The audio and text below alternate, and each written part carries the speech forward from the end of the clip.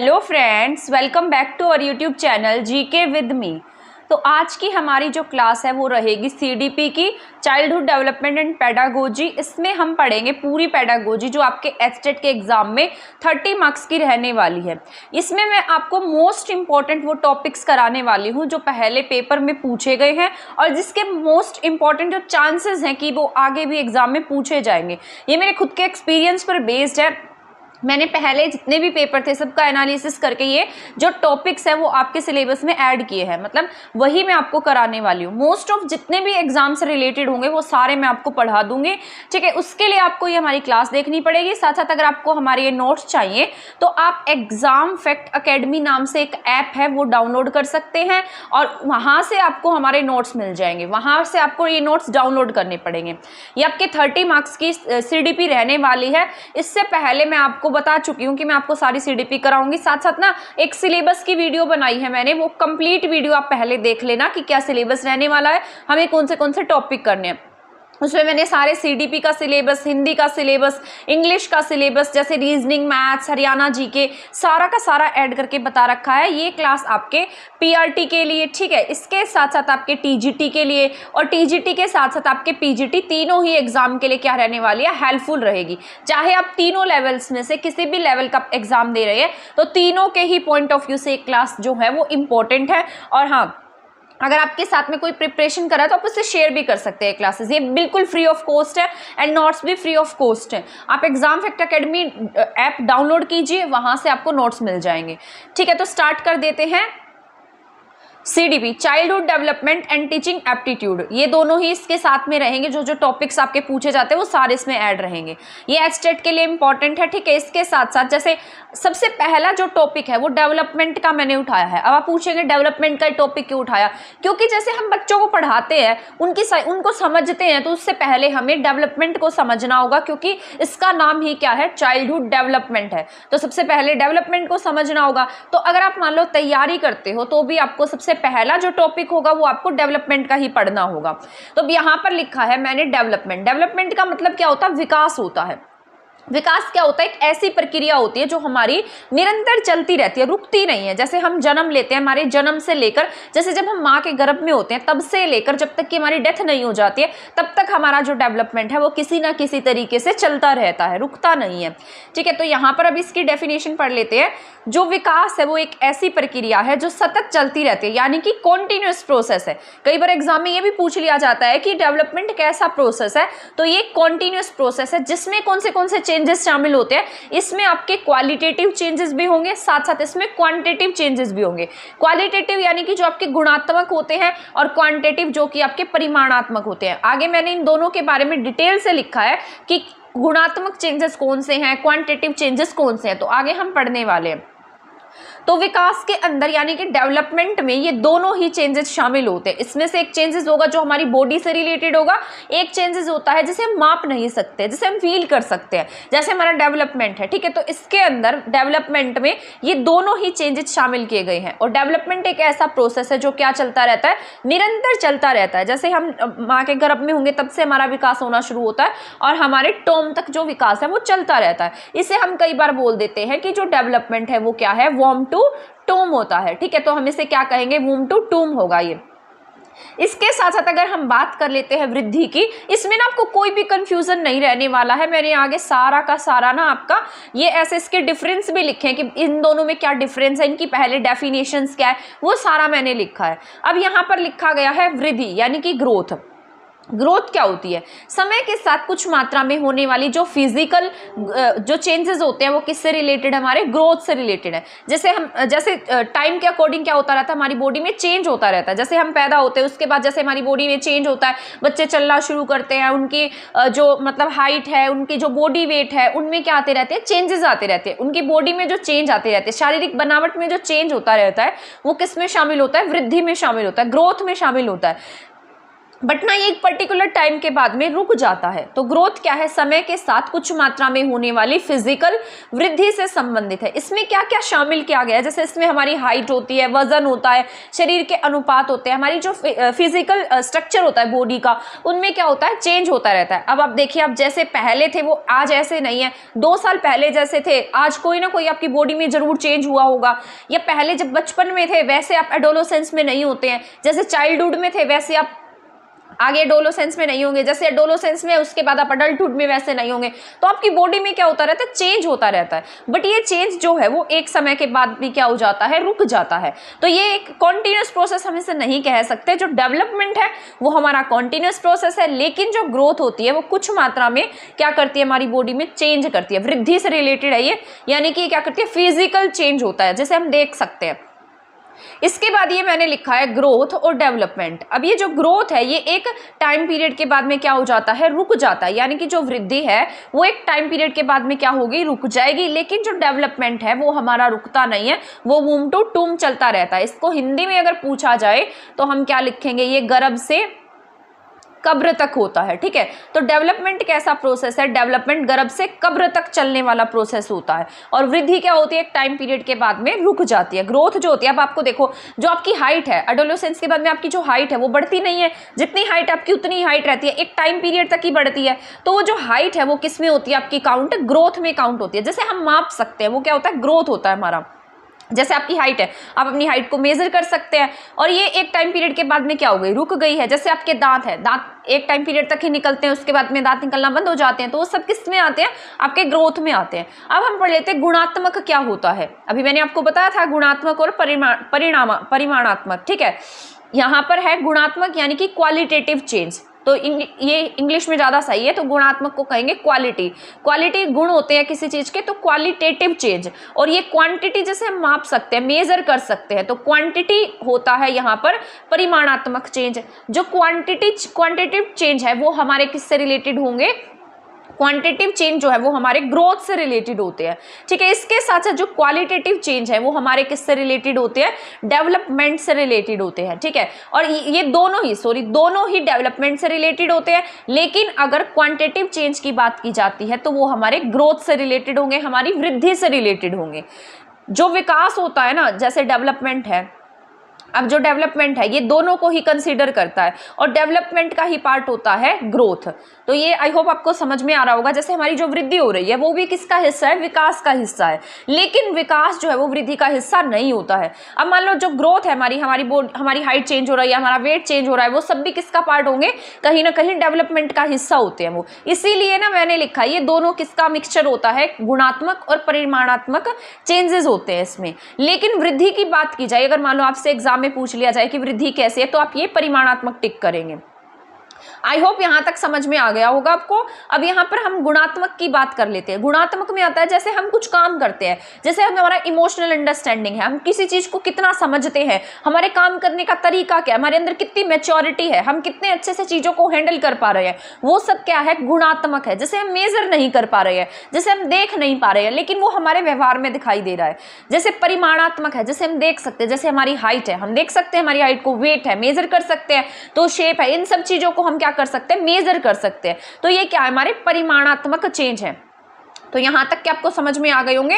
गुणात्मक का मतलब होता है क्वालिटी, ठीक है, तो क्वालिटेटिव चेंज हो गया। और परिमाणात्मक का मतलब होता है जिसे हम मेजर कर सकते हैं, क्वांटिटेटिव चेंज हो गया। ठीक है, ये ना एग्जाम में पूछे जाते हैं, और जब हमने ना ये हिंदी इंग्लिश में जब हम पढ़ते हैं तो कंफ्यूज हो जाते हैं। हमें एग्जाम में ऐसे होता है कि पता नहीं कौन सा क्वालिटेटिव चेंज था, पता नहीं कौन सा क्वांटिटेटिव चेंज था। तो आप इसको रिलेट करके पढ़ो। जैसे गुण कौन दिखाता है, हमारी क्वालिटी जो होती है वो किसको दिखाती है, गुणों को दिखाती है। तो क्वालिटेटिव चेंज मीन्स गुणात्मक, ठीक है। परिमाणात्मक जिसको हम मेजर कर पाए, जैसे क्वांटिटेटिव चेंज है, जैसे हाइट है, वेट है, शेप है, ये सब किस में आएंगे, क्वांटिटेटिव में आएंगे। ठीक है, तो यहां तक समझ में आ गया आपको। अभी तक हमने क्या क्या पढ़ा है, एक बार हम सेकंड पेज पर जाने से पहले रिवाइज कर लेते हैं कि हमने क्या पढ़ा है। अभी मैंने आपको विकास के बारे में बताया कि जो विकास होता है वो क्या है, एक कॉन्टिन्यूस चलने वाला प्रोसेस होता है, यानी कि हमारा लाइफ लॉन्ग प्रोसेस है, हमेशा हमारे साथ में ये चलता रहता है। जब तक कि हमारी डेथ नहीं हो जाती है तब तक विकास हमारा किसी न किसी रूप में होता रहता है।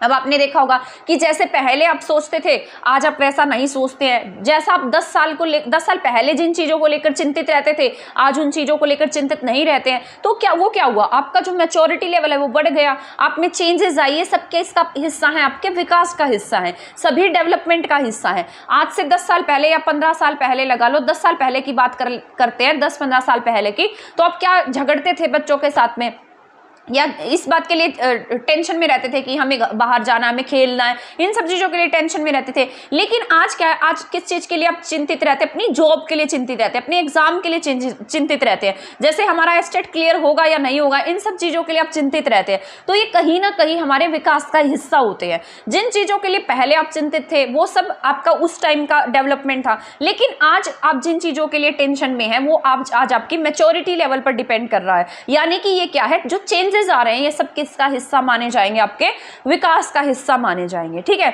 आई होप मैंने ना आपको बहुत सिंपल लैंग्वेज में समझाने की कोशिश की है। मुझे ऐसी उम्मीद है कि आपको अब समझ में आ रही होंगी बातें, क्योंकि ना अगर हम इसको हमारी लाइफ से रिलेट करके पढ़ेंगे, ये जो चाइल्ड डेवलपमेंट है या साइकोलॉजी है, इसको जब हम अपने आप से रिलेट करके पढ़ते हैं तब हमें ये चीज़ें ज़्यादा समझ में आती हैं, या फिर हम बच्चों से रिलेट करके पढ़ते हैं इनको, तब हमें ये चीज़ें बहुत अच्छे से समझ में आती है। ये ना ऐसा सब्जेक्ट होता है जिसे हम रियल लाइफ से जोड़कर पढ़ सकते हैं। तो जब आप इसे रियल लाइफ से जोड़कर पढ़ना शुरू करेंगे तब आपको ये बहुत अच्छे से समझ में आने लगेगा। ये सब्जेक्ट इतना इंटरेस्टिंग होता है। ठीक है, इसके बाद जैसे मैंने अब ग्रोथ की बात की थी, अभी विकास क्या था, क्वालिटेटिव और क्वांटिटेटिव चेंज था, लेकिन हमने वृद्धि की बात की तो वृद्धि आपकी क्वांटिटेटिव चेंज थी, जिसमें हम जैसे हाइट है, वेट है, बॉडी है, इन सब चीज़ों के बारे में हमने बात की। जो ग्रोथ थी वो एक टाइम पीरियड के बाद में रुक जाती थी, लेकिन जो डेवलपमेंट है वो एक टाइम पीरियड के बाद में नहीं रुकता है, वो जब हम माँ के गर्भ में होते हैं तब से शुरू होता है और हमारी डेथ तक चलता रहता है। इसलिए हमने इसे क्या कहा, ये क्या है, वूम टू टूम चलने वाला प्रोसेस है। इसके बाद हमने जाना था गुणात्मक और परिमाणात्मक चेंजेस के बारे में। तो गुणात्मक चेंजेस वो थे जो हमारी मैच्योरिटी, हमारी वे ऑफ डूइंग समथिंग या इमोशनल अंडरस्टैंडिंग से रिलेटेड थे। वहीं पर परिमाणात्मक जो चेंजेस हैं वो हाइट से, वेट से और हमारे शेप से रिलेटेड। ठीक है, इसके बाद में अब हम सेकंड पेज पर चलते हैं। आज की क्लास में हमारा जितना पॉसिबल हो पाएगा हम उतना पढ़ लेंगे, बाकी हम नेक्स्ट क्लास में पढ़ लेंगे। वैसे डेवलपमेंट का जो टॉपिक है अगर आप इसे अच्छे से समझ लेते हैं ना, तो आपके 1 से 2 क्वेश्चन ऐसे होते हैं जो आपके डेवलपमेंट के टॉपिक से पूछे जाते हैं, बट इसको ना आपको बहुत अच्छे से पढ़ना होता है। इसमें आपके जितने कंसेप्ट हैं वो सारे अच्छे से पढ़ने होते हैं, तभी कहीं जाकर आप इसके क्वेश्चन सॉल्व कर पाते हैं। तो कंसेप्चुअल क्वेश्चंस आपको ज़्यादा देखने को मिलते हैं, तो इसलिए सबसे पहले आप इसको अच्छे से समझिएगा फिर इसे पढ़िएगा। अब हम बात कर लेते हैं जो डेवलपमेंट है, डेवलपमेंटल चेंजेस है वो कैसे होते हैं। प्रोग्रेसिव होते हैं सबसे पहली बात, फिर ऑर्डर में होते हैं, फिर सीक्वेंस में होते हैं। इसे हम किसके नाम से जानते हैं, POS, यानी कि ये इनका सीक्वेंस है। जैसे पहले क्या होगा, प्रोग्रेसिव होगा, हमें आगे की तरफ बढ़ाएगा। फिर एक ऑर्डर में होता है, ये नहीं होता कि पहले आप दौड़ने लगे फिर आप क्या करेंगे, घुटनों के बल चलेंगे, ऐसा नहीं होता ना। सबसे पहले एक बच्चा होता है जो घुटनों के बल चलता है फिर ही उठकर चलता है, तो ये ऑर्डर में है। फिर सीक्वेंस में होता है और प्रोग्रेसिव होता है, हमेशा हमें आगे की तरफ बढ़ाएगा, प्रोग्रेसिव होगा। इसके बाद हम बात कर लेते हैं कि सतत क्या होता है। हमने आगे पढ़ा था कि कॉन्टिन्यूस होगा, जिसे हम क्या नहीं कर सकते, रिवर्स नहीं कर सकते, यानी कि लगातार चेंजेस होते हैं इसमें। ये नहीं है कि हम उसमें पीछे चले जाएंगे, तो ऐसा नहीं होता है। जो हमारा डेवलपमेंट है वो कैसा प्रोसेस है, एक कॉन्टिन्यूस प्रोसेस है, तो लगातार चलने वाला प्रोसेस होता है, विच इज नॉट रिवर्सिबल। अब डेवलपमेंट की बात करते हैं। डेवलपमेंट के कुछ मतलब क्या है यहाँ पर, जैसे कुछ पक्ष होते हैं, जैसे डेवलपमेंट अलग अलग लेवल्स में होता है और कुछ नहीं होगा। ये पूछा भी जा सकता है, ये आपसे एग्जाम में दे देगा और पूछ लेगा इन चारों में से बताइए डेवलपमेंट कौन सा नहीं है। तो अगर आपने नहीं पढ़ा होगा इनको अच्छे से तो आप इसको टिक भी नहीं कर। एक तो होता है आपका मेंटल पक्ष, यानी कि आप मेंटली कितने स्ट्रोंग हुए हैं, आपका मेंटल लेवल कैसा है। उसके साथ साथ सेकंड होगा जैसे सोशल है, आप समाज में कितना घुलते मिलते हैं। इसके बाद है इमोशनल, आपका जो इमोशनल पक्ष है वो कैसा है। ये सब किसके पार्ट होते हैं, डेवलपमेंट के। ठीक है, सॉरी आगे एक और कॉग्निटिव भी है, ये कॉग्निटिव हमारे माइंड से रिलेटेड होता है। तो डेवलपमेंट के कुछ पक्ष हैं, जैसे मेंटल लेवल कैसा है हमारा, दिमागी लेवल कैसा है, सोशल कैसा है, इमोशनल कैसा है, हम कॉग्निटिव तरीके से हम दिमागी स्तर पर कैसा सोच सकते हैं। ये सब क्या है, डेवलपमेंट के पक्ष होते हैं। अब बात कर लेते हैं ब्रॉड डोमेन्स ऑफ डेवलपमेंट। तो इसके जो ब्रॉड डेवलपमेंट के जो पक्ष हैं वो कैसे हैं, ये तो बस ये इन 4 स्तर पर होगा। मतलब ये कॉग्निटिव वाला जो है ना, ये मेंटल में ही काउंट कर लिया जाता है, क्योंकि हमारे माइंड से रिलेटेड होता है, क्योंकि मेंटल पक्ष है वो भी हमारे दिमाग से रिलेटेड है, कॉग्निटिव हमारे सोचने से रिलेटेड है। जहां पर भी आपको ब्रेन से रिलेटेड कोई बात दिखाई दे, ठीक है, ये ऐसी सी बातें पूछी जाती है एग्जाम में, या आपके मानसिक स्तर से रिलेटेड बात दिखाई दे, आपके दिमाग से रिलेटेड बात दिखाई दे, आपके सोचने से रिलेटेड बात दिखाई दे, वो आपके कौन से पक्ष को दिखाना चाहता है, कॉग्निटिव पक्ष को दिखाना चाहता है। तो एग्जाम में ऐसे पॉइंट पूछे जाते हैं कि कॉग्निटिव जो है वो किससे रिलेटेड है।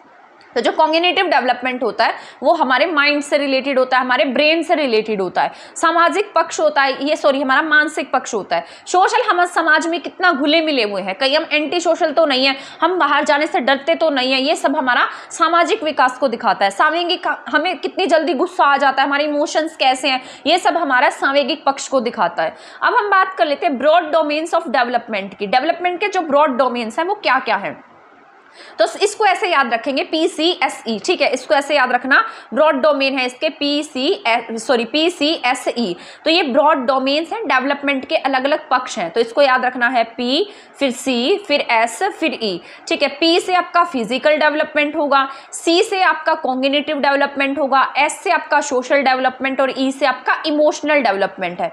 ये चारों डोमेन्स जो है ये आपके मोस्ट इंपॉर्टेंट है। इसको चाहे आप डबल स्टार भी लगा लीजिए, क्योंकि ये एग्जाम में पूछे गए हैं। और आपसे ये पूछा जा सकता है कि बताइए इनमें से जो डेवलपमेंट है, इनमें से डेवलपमेंट का कौन सा डोमेन नहीं है।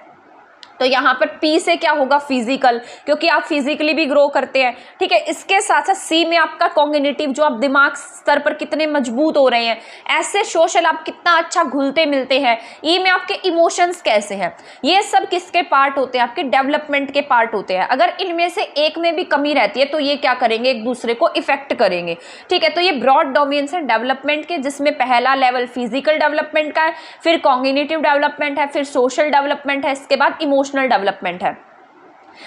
फिजिकल में जैसे आपकी, मान लो आपको कोई प्रॉब्लम तो नहीं है, आप फिजिकली अनस्टेबल तो नहीं है, जैसे आपके किसी बॉडी के पार्ट में कोई प्रॉब्लम तो नहीं है, अगर इनमें कोई प्रॉब्लम होती है तब भी हमारा जो सीखने का स्तर है वो प्रभावित हो सकता है। अगर मान लो आप कॉग्निटिव रूप से, मानसिक स्तर से सही नहीं है तो आप वैसे भी नहीं सीख पाएंगे। अगर आप सोशल अच्छे नहीं है, मान लो आपको हेजिटेशन होता है, मान लो कोई बच्चा है जो क्या है सोशल, जिसका सोशल मतलब सामाजिक स्तर अच्छा नहीं है, जो क्लास में जाता है शाई टाइप का है, वो क्लास में पूछ नहीं पाता टीचर से, और वहीं पर एक एक्सट्रोवर्ट बच्चा है जो टीचर से कुछ भी पूछ लेता है। तो इन दोनों में से जिसका सोशल डेवलपमेंट अच्छा होगा, जो समाज में अच्छा घुल मिल पाएगा, वही अच्छे से सीख पाएगा। इसके बाद है इमोशनल डेवलपमेंट, आपका इमोशंस कैसे हैं, आपको बहुत जल्दी गुस्सा तो नहीं आ जाता है, तो ये सब इमोशनल डेवलपमेंट से रिलेटेड है। तो यहाँ पर डेवलपमेंट के 4 डोमेन्स मैंने आपको बताए हैं। First one is physical development, second is cognitive development, third is social development and ई से है आपका इमोशनल डेवलपमेंट। ये चारों आपको भूलने नहीं है, ये बहुत अच्छे से याद रखने हैं। P से आपका फिजिकल डेवलपमेंट है, C से आपका कॉग्निटिव है, E से इमोशनल और S से सोशल है।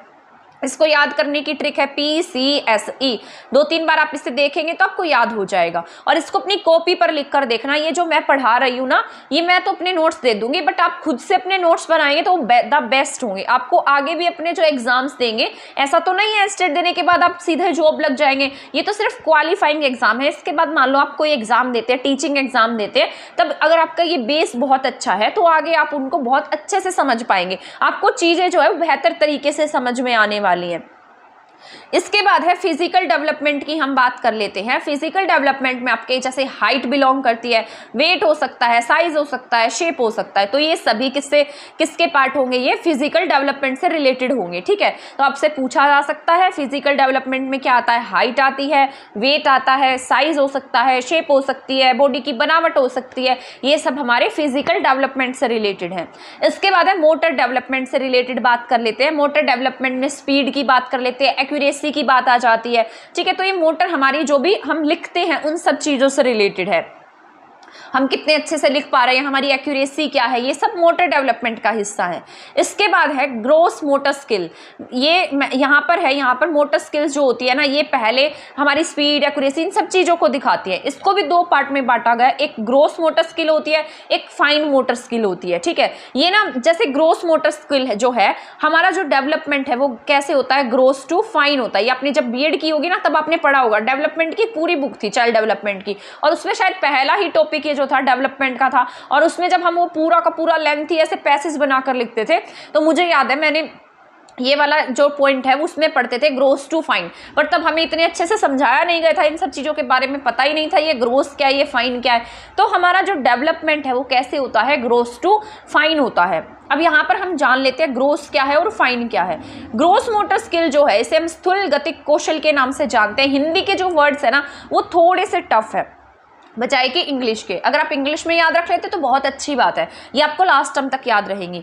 ग्रोस मोटर स्किल की बात कर लेते हैं, यानी कि जैसे छोटा बच्चा होता है वो क्या यूज़ करता है, अपनी पूरी ग्रोस मोटर स्किल्स का यूज़ करता है। जैसे मान लो छोटा बच्चा है, जैसे भूख लगी है, वो बोल नहीं पाता है, तो क्या करेगा, रोकर हाथ पैर मारकर बताएगा कि हाँ मुझे भूख लग रही है ना। तो ऐसे मतलब क्या पता लगता है कि मतलब जो बच्चा है वो किसका यूज़ कर रहा है, अपनी पूरी मसल्स का यूज़ कर रहा है, कंप्लीट मसल्स का यूज़ कर रहा है, ठीक है। इसके बाद आती है फाइन मोटर स्किल्स। जैसे मान लो उसके पेट में दर्द है तो क्या करेगा, रोता है, रो कर ही बता। लेकिन फाइन मोटर स्किल की अगर हम बात करते हैं, जैसे जैसे बच्चा बड़ा होता है तो वो आराम से बता देगा कि मम्मा मेरे पेट में दर्द है, तो आराम से जहां उसको दर्द होगा वहां हाथ लगाकर बता देता है। बट ग्रोस मोटर स्किल में ऐसा नहीं होता। जब छोटा बच्चा होता है तो पूरी मसल्स का यूज करता है, लेकिन फाइन मोटर स्किल में जैसे वो बड़ा होता है अपनी सिर्फ उन्हीं मसल्स का यूज करेगा जिसकी उसे नीड है। तो ग्रोस मोटर स्किल कैसा होता है, कंप्लीट मसल्स का हम इसमें यूज करते हैं, जैसे आर्म्स हैं, लेग्स हैं, वॉकिंग है, रनिंग है, ये सब कंप्लीट मसल्स में आते हैं। तो आपसे ये भी पूछा जा सकता है कि बताइए वॉकिंग एंड रनिंग कौन सी मोटर स्किल का हिस्सा है, तो आप क्या टिक करेंगे, ये ग्रोस मोटर स्किल का हिस्सा है। क्योंकि जब आप वॉक करते हैं तब आप क्या करते हैं, अपने पैरों से चलते हैं, आपकी पूरी बॉडी मूवमेंट करती है। रनिंग करते हैं तब आपकी पूरी बॉडी आपके साथ में होती है, ठीक है। तो ये ग्रोस मोटर स्किल्स का हिस्सा है। लेकिन अगर हम फाइन मोटर स्किल्स की बात करते हैं तो इसमें स्मॉल मसल्स आ जाती हैं।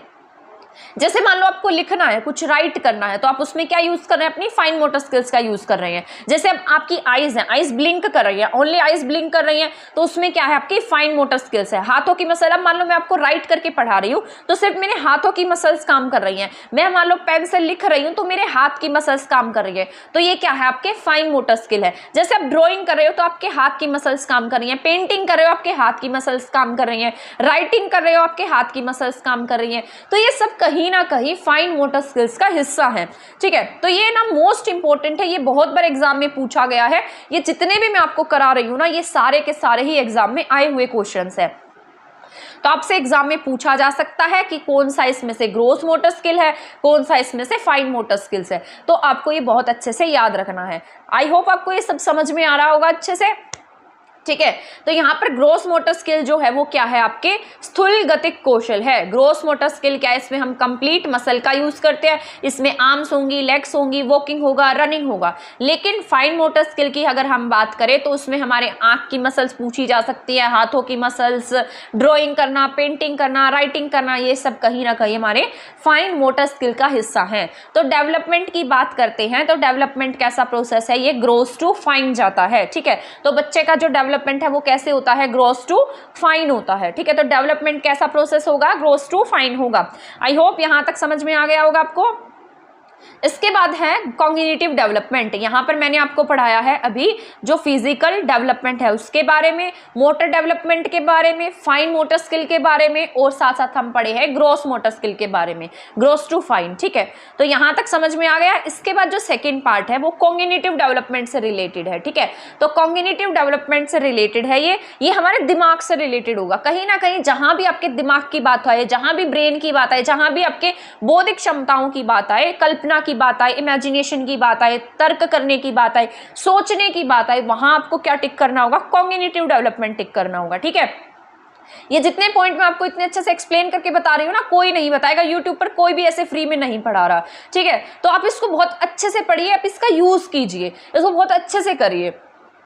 तो यहाँ पर कॉग्निटिव डेवलपमेंट जो है ये क्या होता है, संज्ञानात्मक होता है, रिलेटेड टू अवर ब्रेन होता है, ठीक है। तो यहाँ पर क्या होगा, कॉग्निटिव डेवलपमेंट क्या होता है, रिलेटेड टू अवर ब्रेन होता है, ये दिमाग और बौद्धिक क्षमताओं के विकास से रिलेटेड होता है, यानी कि हमारे दिमाग से रिलेटेड होता है और हमारी जो इंटेलिजेंस, हमारी जो बौद्धिक क्षमताएं हैं उनसे रिलेटेड होता है।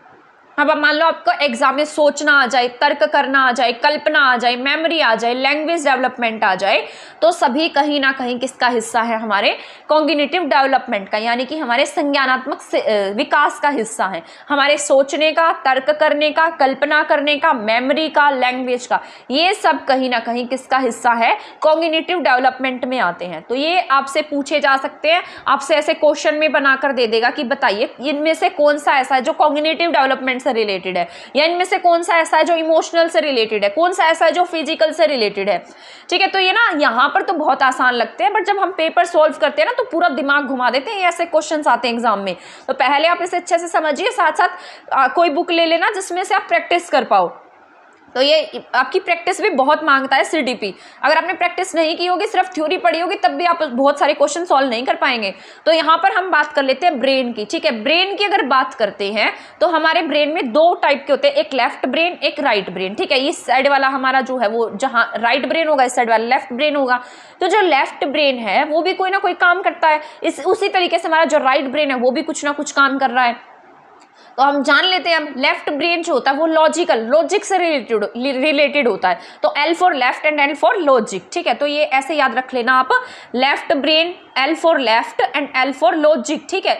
तो L for left and L for logical, ठीक है। तो इसमें क्या आता है, और एल फॉर ही लैंग्वेज। तो ये जो लेफ्ट वाला ब्रेन है ये हमारा लॉजिक थिंकिंग से रिलेटेड है। लॉजिक कब लगाते हैं हम, साइंस में लॉजिक लगा सकते हैं, मैथ्स में लॉजिक लगा सकते हैं, रीजनिंग में लॉजिक लगा सकते हैं। साथ साथ एल फॉर लैंग्वेज, जो हम भाषा सीखते हैं वो भी हम उसके लिए हमारा लेफ्ट ब्रेन जिम्मेदार होता है, ठीक है।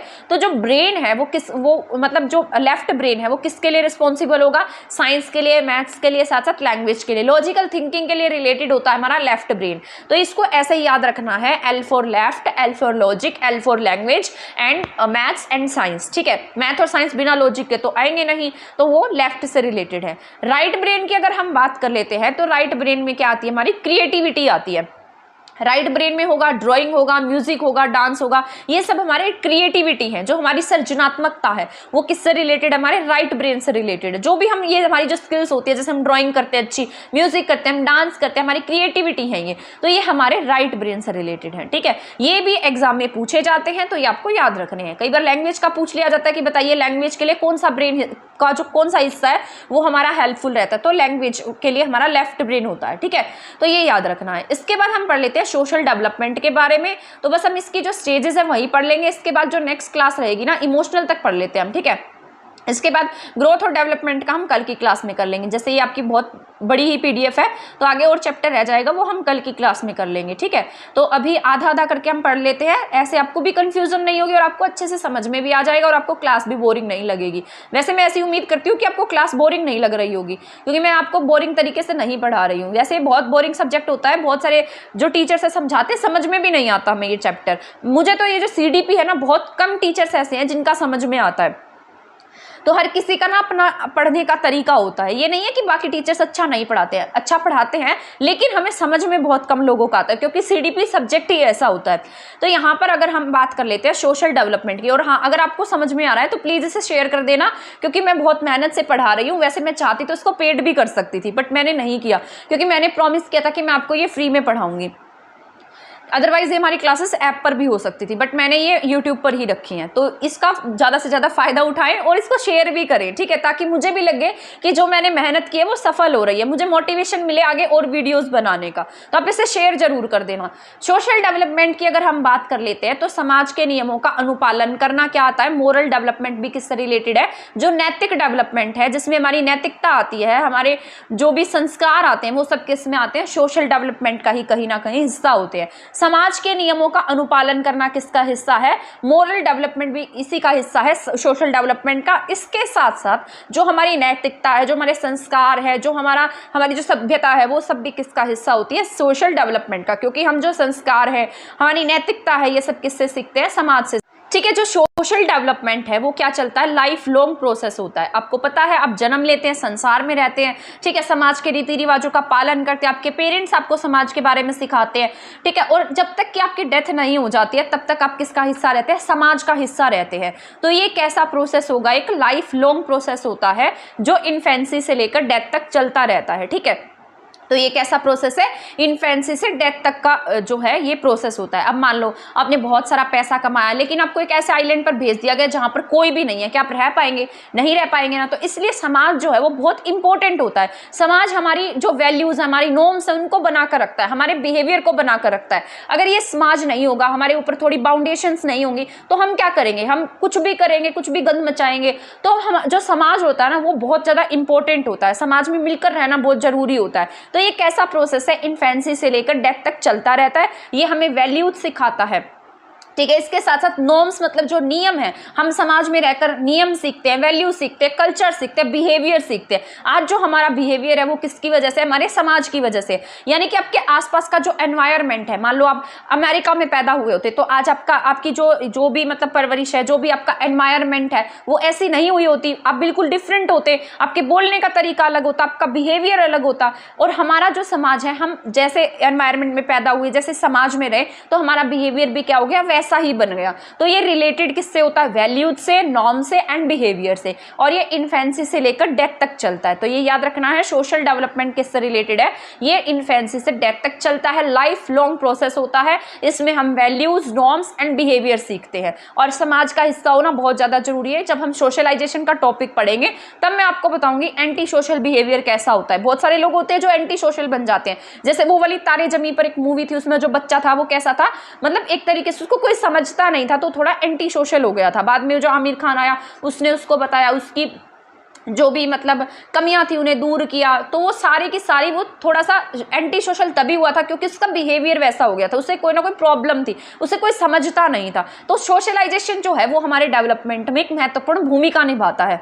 इसके बाद है इमोशनल डेवलपमेंट। इमोशनल में हम सामयिक की बात कर लेते हैं, हमारे इमोशंस की बात करते हैं, ठीक है। इमोशंस जो होते हैं वो हमारी लाइफ के अंदर रंग भरते हैं। इमोशंस कलर्स अवर लाइफ, हमारी लाइफ को रंग बिरंगा कर देते हैं इमोशनल, ठीक है। इमोशंस, तो इमोशंस भी बहुत इंपॉर्टेंट होते हैं। ये किससे रिलेटेड होंगे, हमारे जैसे एंगर होता है, हमारा हैप्पीनेस होता है, हमारा जो हेट है, लव है, वो सभी हमारे इमोशनल डेवलपमेंट से रिलेटेड है, ठीक है। तो यहाँ तक का जो है वो हमने पढ़ लिया है। इसके बाद जो नेक्स्ट होगा ना वो मैं आपको कल की क्लास में पढ़ाने वाली हूँ। जैसे मैंने दोबारा से ये ग्रोथ का लिखा है तो वहाँ बहुत कम समझाया था, इसके बाद मैंने यहाँ ग्रोथ एंड डेवलपमेंट में पूरा डिफरेंस लिख दिया है ताकि आप इसमें कंफ्यूज ना हो। इसके बाद ये जो स्टेजेस का टॉपिक है मोस्ट इंपॉर्टेंट टॉपिक है, ये बहुत ही ज्यादा जरूरी है, हर बार इसमें से क्वेश्चन आता है, ठीक है। तो ये सारा का सारा जो है वो आपको पढ़ लेना है, मैं आपको कल कराने वाली हूँ। फिर हेरिडिटी एंड एनवायरनमेंट पढ़ेंगे हम, फिर इसके प्रिंसिपल्स पढ़ेंगे। तो ये सारा हमारा जो है वो डेवलपमेंट का जो टॉपिक है वो ठीक है। तो हम बाकी जो टॉपिक है वो हमारा कल की क्लास में करेंगे। तब तक के लिए आप हमारे चैनल के साथ बने रहे और एग्जाम फैक्ट अकेडमी ऐप जरूर डाउनलोड करें, वहां पर आपको ये पीडीएफ्स देखने को मिलेंगी। साथ साथ आप ये वीडियो को जरूर से जरूर शेयर करें। अगर मान लो शेयर नहीं करेंगे तो मैं वीडियो नहीं बनाऊंगी क्योंकि मैं बहुत मेहनत से बना रही हूँ ये वीडियो, तो आप इसे शेयर जरूर करना, ठीक है। मिलेंगे नेक्स्ट क्लास में नेक्स्ट वीडियो के साथ, तब तक आप हमारे चैनल के साथ बने रहें। अगर आपने हमारा चैनल सब्सक्राइब नहीं किया तो प्लीज़ आप इसे सब्सक्राइब कर दीजिए और वीडियो को शेयर नहीं किया तो जरूर से शेयर कर देना, ठीक है। थैंक यू, धन्यवाद।